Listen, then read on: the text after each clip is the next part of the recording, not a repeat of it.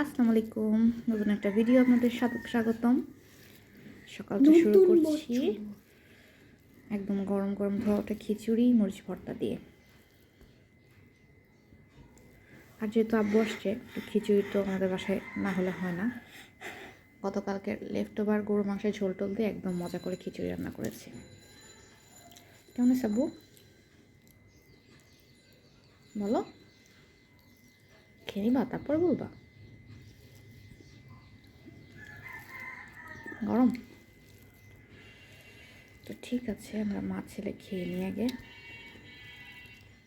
সেই সময় তোমার হাত ব্যথা করে না? তোমার যখনই পড়া লিখতে বলি তখনই তার হাত ব্যথা করে, আর যখন এমনি লেখা লেখে সারাদিন বসে বসে লিখতেই থাকে তখন মানে কোনো কষ্ট হয় না তার। লেখো, এটা কি লিখতেছো?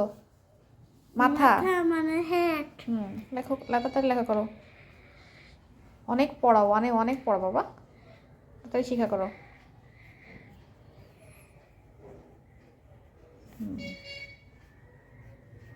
রান্নাবান্না শেষ, এখন হচ্ছে ছেলেকে একটু ফলের জুস করে দিব।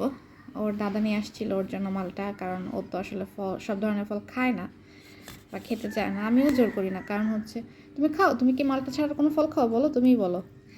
আমি তো আম খাই। আচ্ছা, আম খাও, দেখা যাবে না এবার কত আম তুমি খেতে পারো, তোমার বাবা নিয়ে আসবে না। কবে? আজকে তো আম স্টোরি আসতেছে না। আম হচ্ছে সিজন, সামনে সিজন তখন নিয়ে আসবে। কারণ আমি ওকে প্রেশার দেই না। আমি ছোটোবেলায় যেই সবজিগুলা যেই ফলগুলা খেতে পছন্দ করতাম না, সেগুলাই এখন আমার ভালো লাগে। তো এই জন্য আমি এত প্রেশার ক্রিয়েট করি না যে সময় হলে এমনিই খাবে, এত প্রেশারের কিছুই নাই। এই জন্য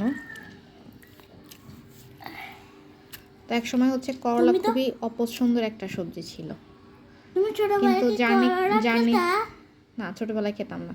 বাট জার্নি করে আসার পথে মনে হতো যে একটু করলা ভাজি দিয়ে ভাত খেতে বললে মনে হয় মজা লাগতো। তা আমার বড় আপু খুব মজা করে করলা ভাজি করে, তো ওইটাই খেতে মন চায়। আমি অসুস্থ হলেই আপুর হাতের করলা ভাজি খেতে মন চায়। তো এই জন্য বলি যে এত বেশি প্রেশারে কি আছে, যখন বড় হবে তখন এমনিই সব খাবে, তাই না আপু? তো ঠিক আছে, আমরা মা ছেলে মিলে ফলের জুসটা খেয়ে নিই। তুমি কি খাচ্ছ না? শর্মালাই আছে একটা। শর্মালাই খাও, শর্মালাই আর রসমালাই একই টাইপের। দাদি শাশুড়ি অসুস্থ, তো তার জন্য হচ্ছে এখানে ডাইপার কিনে পাঠানো হইতেছে ঢাকা থেকে, ফ্রি সাইজের ডাইপার। আর এখানে হচ্ছে ব্রেড আছে, এরপর হচ্ছে ফল আছে, আর এখানে হচ্ছে সুইট মানে মিষ্টি। বড় মা, তোমার বড় মা খেতে চেয়েছে। ওনাকে জিজ্ঞেস করা হয়েছিল যে কী খাবেন, উনি বলছিল যে মিষ্টি খাবো, রসমালাই। আর এখানে কিছু ফল আছে, আর যেহেতু উনি একদম বেডেই পড়ে গেছেন, তো তার জন্য ডায়পারও আনা লাগছে। ওটা খুলো না বাবা, ওটা খুলো না। মানুষ অসহায় হলে কত সমস্যা যে হয় আসলে বয়স হলে আস্তে আস্তে। তো দাদি শাশুড়ির শরীরটা খুবই খারাপ, তো আপনাদের ভাইয়া গেছে হচ্ছে ওনাকে দেখতে। আর এই তো বাসায় যেহেতু মা ছেলে একা ছিলাম, আজকে রান্নাবান্না তেমন একটা করি নাই। আর হচ্ছে এখানে টমেটো সালাদ মাখিয়ে নিচ্ছি মজা করে। মানুষের কখন কোন পরিস্থিতিতে চলে আসে আসলে বলা খুবই কষ্টের, তাই না? সবসময় প্রস্তুত থাকতে হয় মৃত্যুর জন্য। আর এখানে হচ্ছে মার বাসা থেকে খাবার পাঠিয়েছে, সেটাই খেয়ে নিচ্ছিলাম। এখানে মোরগ পোলাও ছিল। তো দাদুর সাথে হচ্ছে আমি ভিডিও কলে কথা বলে নিয়েছি, আমার আর যাওয়া হয় নাই। আমি দেখি ইনশাল্লাহ আগামীতে যাব। তো আমার নিজের দাদুর কথা খুব মনে পড়ছিল, ওই দিনগুলোর কথা খুবই মনে পড়ছিল।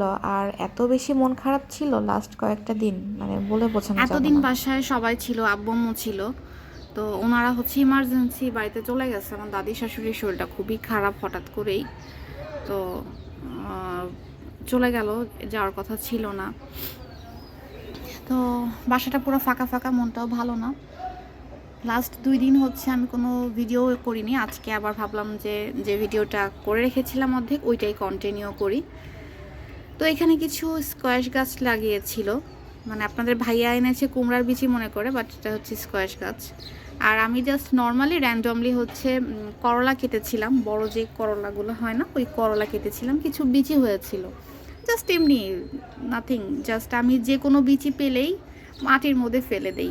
তো দেখেন এখান থেকে গাছগুলো জ্বালিয়েছে, এই যে দেখেন কতগুলা, মাশাআল্লাহ মাশাআল্লাহ, জানি না হবে কি না। আর এটা হচ্ছে ডাটার চারা, জাস্ট এমনি র্যান্ডমলি বিচিগুলো মানে লাগিয়ে দিয়েছে। আমার তো অনেক স্পেস নাই, তারপর আমার ভালো লাগে গাছপালা দেখতে। এগুলো তো হওয়া না হওয়া এটা তো ভিন্ন কথা, বাট এটা একটা মেন্টাল স্যাটিসফ্যাকশন কাজ করে। যাই হোক, রিজিক আর রুজি বলে একটা কথা আছে, আপনার রিজিকে না থাকলে কখনোই সেটা আপনি খেতে পারবেন না, যতই প্ল্যাটিং করেন। সেদিন হচ্ছে বিকালবেলা একটু চাল ভিজিয়েছিলাম, সেদ্ধ চাল, ভাপা পিঠা খাওয়ার জন্য। আম্মু পিঠাটা ভালো বানায়, তো আপনাদের ভাইয়া খুব করে খেতে চেয়েছিল ভাপা পিঠা। তো ভেবেছি যে আব্বু আসলে বা সবাই যখন একসাথে হবে তখনই তো পিঠা খেতে মজা, কারণ আমার বাসায় মিষ্টি জিনিস খুব বেশি অ্যালাউ না, যেহেতু আমাদের সবারই সুগারের প্রবলেম আছে কম বেশি। আপনাদের ভাইয়া ছাড়া কেউ ওইভাবে মিষ্টি খায় না।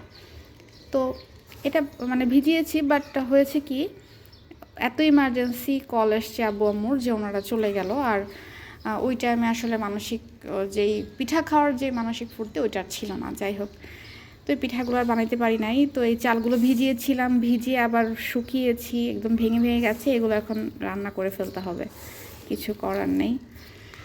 এই হচ্ছে অবস্থা। ঠিক আছে, এই দুদিন তো আমার রান্নাই করা লাগে নাই, আজকে আবার একটু রান্না বান্না করব, দেখি।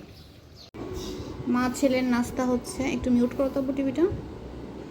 এই যে সিঙ্গারা, পুরি, আলুর চপ, বেগুনি, পেঁয়াজও ভাজা পোড়া তো খেতে ভালোই লাগে সন্ধ্যার সময়। তো আমাদের নাস্তা নাও পাবো না, বিসমিল্লাহ।